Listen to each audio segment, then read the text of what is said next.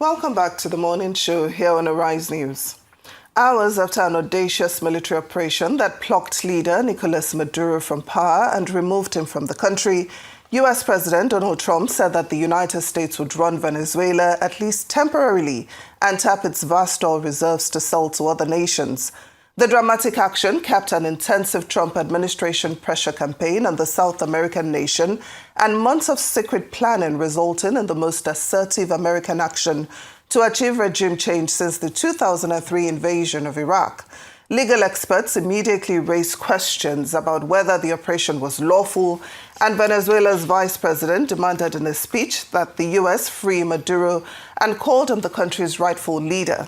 Speaking to reporters hours after Maduro's capture, Trump revealed his plans to exploit the leadership void to fix the country's oil infrastructure and sell large amounts of oil to other countries.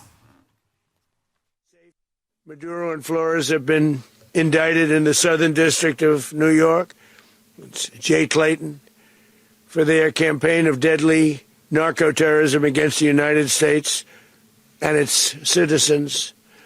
I want to thank the men and women of our military who achieved such an extraordinary success overnight with breathtaking speed, power, precision, and competence. We're going to run the country until such time as we can do a safe, proper, and judicious transition. So we don't want to be involved with having somebody else get in, and we have the same situation that we had for the last long period of years. So we are going to run the country until such time as we can do a safe, proper, and judicious transition. And it has to be judicious because that's what we're all about. We want peace, liberty, and justice for the great people of Venezuela, and that includes many from Venezuela that are now living in the United States and want to go back to their country. It's their homeland. What I'd like to do this morning is talk to you through some of the preparation and the details without compromising any of our tactics, techniques, and procedures. There is always a chance that we'll be tasked to do this type of mission again. Our interagency work began months ago and built on decades of experience of integrating complex air, ground, space, and maritime operations. While the past 2 decades have honed the skills of our special operations forces, this particular mission required every component of our joint force, with soldiers, sailors, airmen, Marines, and Guardians working in unison with our intelligence agency partners and law enforcement teammates in an unprecedented operation. We leveraged our unmatched intelligence capabilities and our years of experience in hunting terrorists. And we could not have done this mission without the incredible work by various intelligence agencies, including the CIA, NSA, and NGA. We watched, we waited, we prepared, we remained patient and professional. This mission was meticulously planned, drawing lessons from decades of missions over the last many years, many missions over these last many years. This was an audacious operation that only the United States could do.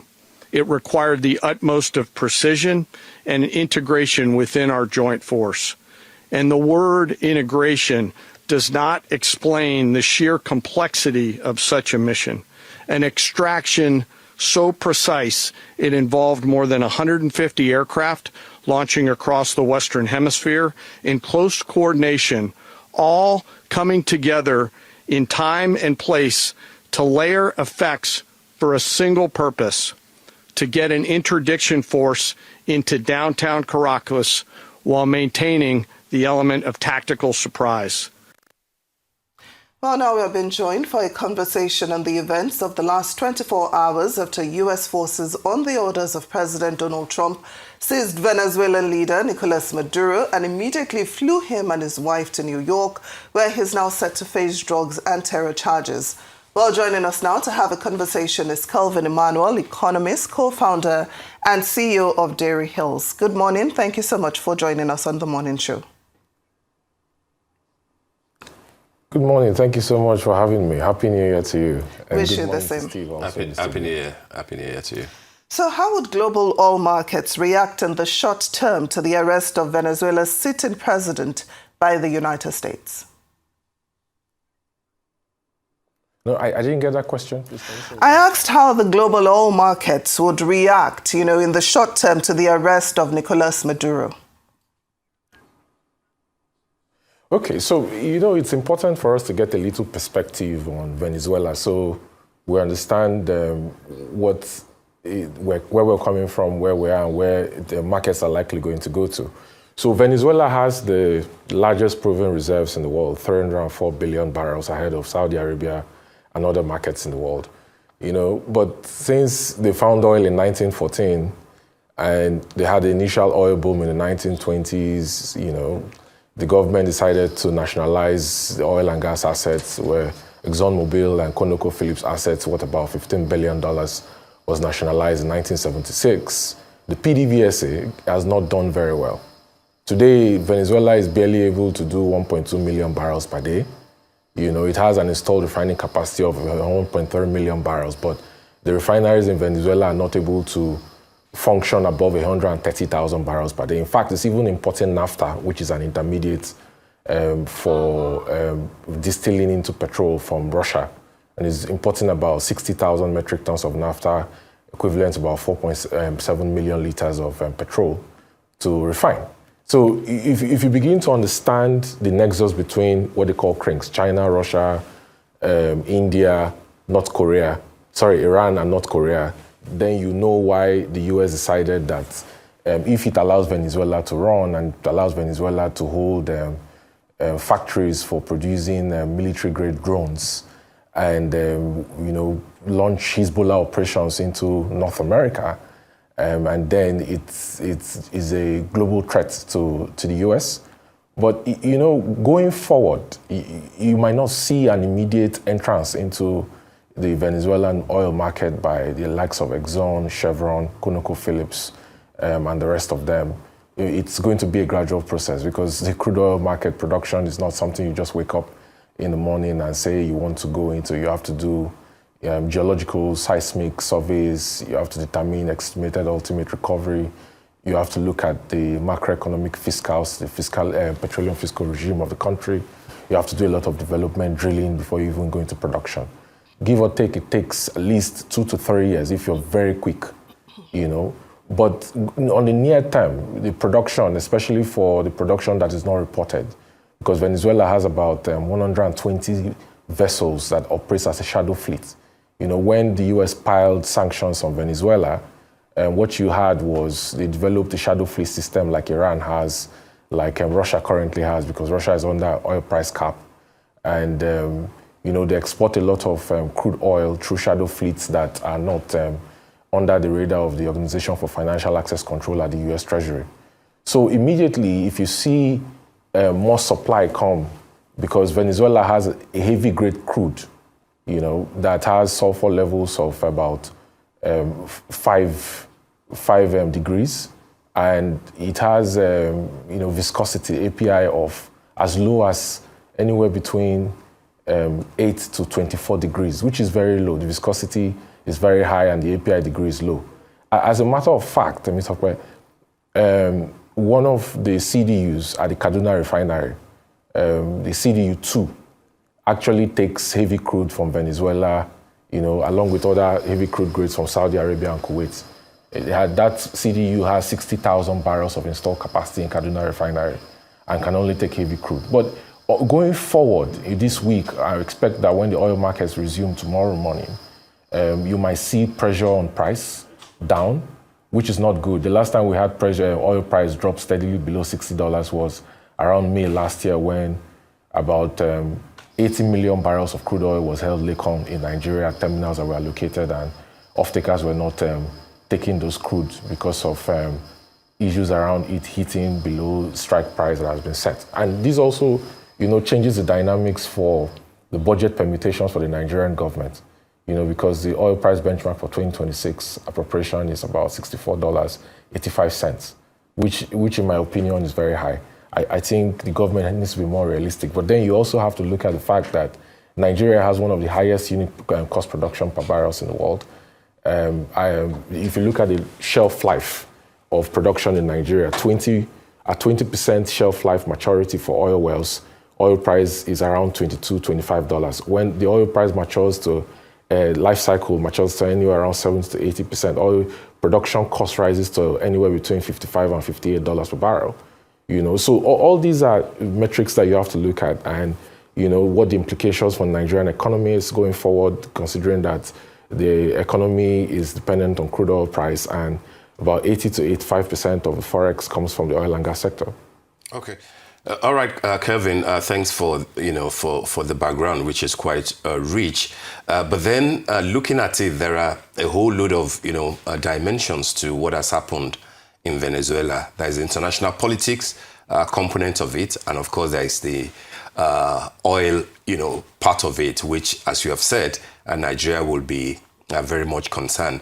But then if you look at what has happened, it is only so far the South African government from Africa, that has made a comment condemning what the United States has done to the Venezuelan president, Nicolas Maduro. We haven't heard anything from the Nigerian government and not much from any other African president. And my questions to you, therefore, will be, how do you think that Africa should view what has happened, given the fact that Donald Trump is showing interest in many areas of the African socio-economic and political landscape, particularly in Nigeria? You mentioned how from Monday, the impact of the oil prices might affect our own budget propositions. But then what about the fact that there are even a couple of Nigerian investors, a couple of Nigerian companies who have existing deals with the PDVSA, which of course you mentioned in passing for the fact that they have not done quite well. What do you think will become of those investments? I'm talking about Atlas, for example. I'm talking about the sort of deals that Nigerian interests have with Venezuelan state oil company. How should Nigeria view this, and what are the steps you think that we can take so that we won't lose out? Will not be the right word, but then we will at least be aware of what is happening and our interests can be protected. Kelvin. Steve, very, very important question, a very interesting perspective you brought with that question. I'm not an expert in international law. I'm also not a politician, but I'll tell you, I'll speak to the data. Concerning Nigeria, I don't think it's wise for the Nigerian government to challenge the US government on it. Nicolas Maduro, that inherited power from Hugo Chavez when Hugo Chavez passed, has a very horrible human rights record. Even if we're going to argue that there is violation of international law on capturing a sitting president that has immunity, some people will tell you that the 2018 election in Venezuela was rigged with, corruption, and there was no transparency, and he didn't win the election, and he's a dictator. So the jury is out on that. But like I said, I'm not an expert in international law. I'm also not a politician. I think Nigeria needs to be pragmatic and realistic. The president of Nigeria needs to play his cards very carefully, knowing fully well that he has an election coming up in 2027. I think that he needs to align with the US government by not commenting and criticizing Donald Trump, and instead focus on Nigeria's problems locally, which are security, and how security has affected food production in Nigeria, and how he can tackle insecurity in the Northwest, in the Northeast, that is even growing into the North Central, in Niger State especially, because Niger State has been a hotbed and a launchpad for activities within the North Central region. That should be the preoccupation of the president. On the issue about Nigerian companies that have existing deals with the PDVSA, I recall Chief Otto Eze signed an agreement with the PDVSA's company. It will depend on the US government. Like Donald Trump said, they're going to run the country for a bit because they're not just going to pull out and allow the country go into a civil war and allow cartels to take over government. They're going to run it and probably manage the next elections that will install a democratically elected president in Venezuela. And there are quite a number of opposition figures. In fact, one of the major opposition figures, a woman, has been in exile in Norway and only came out to make a statement last night. You know, so I don't think Africa has the leverage. South Africa, you know, protested against the US at the last G20 meeting in Johannesburg. I don't think Africa has the leverage to stand up to Donald Trump because the global order has changed. You know, a while ago we're talking about the global South and the bifurcation of the global order and how Russia, India, for example, has changed that allegiance from India-US relations to India-Russia and China relations. But with this unilateral move by the US and the fact that the US had coordinated with the Israeli government to go into Iran and nuke their nuclear sites, and there was no response from Iran or Russia or China, you know, and there are indications that this might give China the moral permission or right to go into Taiwan, you know, and invade Taiwan and seize Taiwan, that like it did to Hong Kong. You know, the geopolitical balance has changed, and it's a race for who has more military might.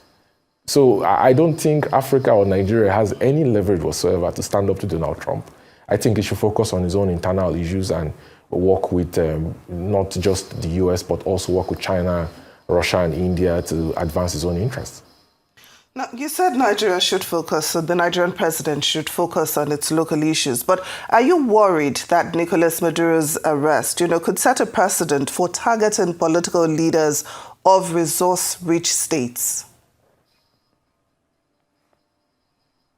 I don't think it applies. I don't think Nigeria has, even if Nigeria has a plethora of issues, political, social, economic issues, I don't think Nigeria has descended to the point of Venezuela. The human rights abuse records and the defiance of the Constitution, you know, I don't think it applies. I don't think that it's fair comparison to say that Nigeria has the kind of problems that Venezuela has, and Donald Trump might come and repeat what he did in Venezuela. And I don't think so. I think the bombs that you see that you saw go off, that were precision missiles fired from the Gulf of Guinea to Sokoto, were a joint collaboration between the Nigerian government and the US government, the US military. You know, so I think there's cooperation. I think the line of communication is open. I think diplomatic relationship is not at an all-time high. It's not best, but there are productive talks between the both governments. So the relationship, the balance is quite different from what you've seen in Venezuela. All right, Kevin, you know what has happened with this Maduro-Venezuela thing?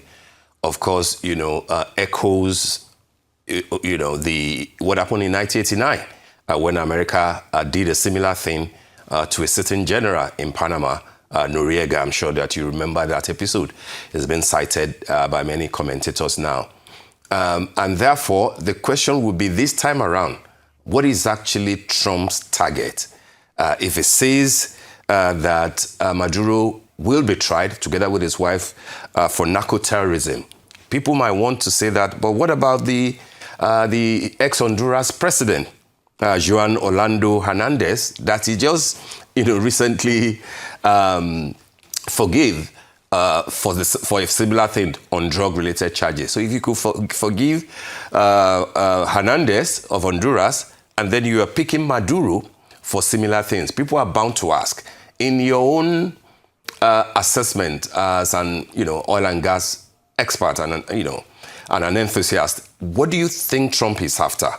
Particularly when he says that we will run Venezuela until we're able to get, another person to stand in as president. What is he really after? Steve, oil. The question is oil. The answer to that question you asked is oil. There are quite a number of refineries in Texas that need heavy crude, that currently get crude from Canada, because Canada has heavy crude. Like I said earlier when we started the conversation, the viscosity of Venezuelan crude is very high, which means the API degree is very low, and the sulfur level is high. And refineries constantly, some refineries are built to absorb heavier crude than light crude. But refiners usually blend between heavy crude and light crude. So the difference between heavy crude and light crude is basically that, for example, Nigerian grade, there are 34 blends of crude in Nigeria with API degrees of anywhere between 28 degrees to 40. But like 90% of the crude oil produced in Nigeria actually has API degree from 31.1 degrees and above. Now, the difference between light and heavy crude is that heavy crude has more non-transportation fuels like petroleum coke, like bitumen binders. It has residual fuel oils that you can process in a vacuum distillation unit to base oil used for lubricants. It has petrochemical feedstock that is used for polyvinyl, polyethylene, and polypropylene crystals, PPL, PEL, and PVC. Then it has wide transportation fuels.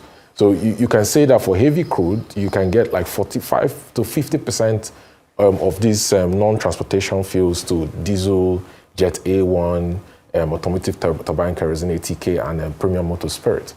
So there's usually a blend by refiners to get the cracking margin that suits their business model well. But quite a number of refineries in Texas are built to absorb heavy crude that are currently, brought in from Canada. And with the rift you've seen, in fact, between late November and early December, the Canadian government had a delegation in Nigeria. And one of the subjects of those meetings is Canada is looking at how it can export crude oil to Nigeria, to diversify its reliance on the US economy. So Trump is first focused on the crude oil in Venezuela because it has the largest proven reserves and it has heavy crude that American refineries need. On the issues about the cartels and the drugs, yeah, that's a concern, it's a major concern because cocaine, from Venezuela and a lot of that Latin American belt, Colombia and the rest of them has found itself to ports in Florida, California, and Texas. And it's been a major issue. But I'm not also an expert in narcotics. I don't understand how that works exactly. But I'll tell you that the first thing Trump is after in Venezuela is the crude oil. So how do you think OPEC or OPEC Plus would react to this development? Will they attempt to stabilize prices or compensate for uncertainty, in Venezuelan supply? OPEC doesn't have the kind of leverage that it used to have 10, 12 years ago, because if you look at the balance very well, introduction of shale oil in America, America ramping up production above 10 million barrels per day. America is currently about 13.6 million barrels per day. The whole dynamics for OPEC, America went basically from, at the point, importing up to $1 billion worth of crude oil per day to being a net exporter of crude. Last year, Dangote imported 100 million barrels of crude, and most of that crude that he used to refine in Nigeria actually came from the US. So, and you've had quite a number of OPEC members like Kazakhstan and the likes of them, violate their OPEC quota, their commercial allowance rates, and technical allowance rate limits for monitoring at the wellheads and produce more than is required. But right now, technically speaking, OPEC doesn't have the leverage it needs to say that it unilaterally wants to, bring down production so that prices can go up and it can stay above the break-even point for crude oil producers upstream. I don't think it has the leverage. I think it has to work with OPEC Plus. Donald Trump wants lower crude oil prices because, going into the midterms in 2026, lower crude oil prices means lower gas prices in America, which will influence, to some extent, the outcome of elections because gas prices has a huge influence on elections in the US. So he wants lower crude oil prices. But then again, he has to also strike a careful balance between wanting cheap gas prices and shale producers having break-even in terms of production. Because the more prices drop below their benchmark, which is anywhere between $57 to $62.50 per barrel, the more they're going to wind down some of their drilling rigs and production will drop in the US. All right, for the general public, therefore, what should be the expectations when the market resumes tomorrow? What will be good news? What will be bad news? Well, I see crude oil prices in the near term. I don't expect any sudden sharp drops, but I see crude oil prices in the near term, going below $60 and trading WTI Brent trading below $60 for the most part of this week. As we watch developments, what you're going to see also is you're going to see reduced exports of Venezuelan oil to China, reduce export of Venezuelan oil to Russia. That technology exchange you've seen between Iran, where Iran has been supplying equipment to Russia and Venezuelan refineries to be able to work, you're also going to see it severed. You're also going to see reduced Venezuelan oil go to Iran. So those three countries, Iran, Russia, and China. But then again, this brings into question at the Ministry of Finance, Technical Service Department at the Ministry of Finance in Nigeria, here in Abuja. They actually don't have the capacity to do modeling, fiscal modeling, where they can look at a cash flow waterfall model and say, on a worst case, best case, and fair case scenario, what is our expectation for our budget performance, given that the budget benchmark for oil is $64.85 a barrel. And this is important, Steve, because when you look at it from a wider perspective, the Nigerian economy is designed to eat everything it has now. And why do I say that? Look, in Saudi Arabia, Aramco is 16% owned by the Public Investment Fund, which is the equivalent of Nigerian Sovereign Investment Authority. Since NSIA started, how many years ago? Maybe 14 years ago, it's not been able to grow above $3.5 billion, which means that whatever you earn from oil, profit oil, tax oil, royalty oil, is appropriated for budget, for spending today. There's no savings from that oil, which was what they had in mind when they said, let's collapse excess crude account into the NSIA and create a future generation stability and infrastructure fund to act as a buffer in case there are shocks to the budget. There's no savings to provide shock in case crude oil prices drops drastically below the budget benchmark. And this calls for question and debate within government on how to go forward, because Nigeria cannot control the price of international crude oil. What it can do is control a framework to ensure that it creates a buffer for situations like this when price drops below benchmark. So I think a lot has to change, but the government really needs to pay attention to the fact that crude oil prices might trade in the 50s for the most of 2026, and it needs to figure out how it's going to balance high unit cost production per barrel with a budget benchmark that's above $60, and the fact that the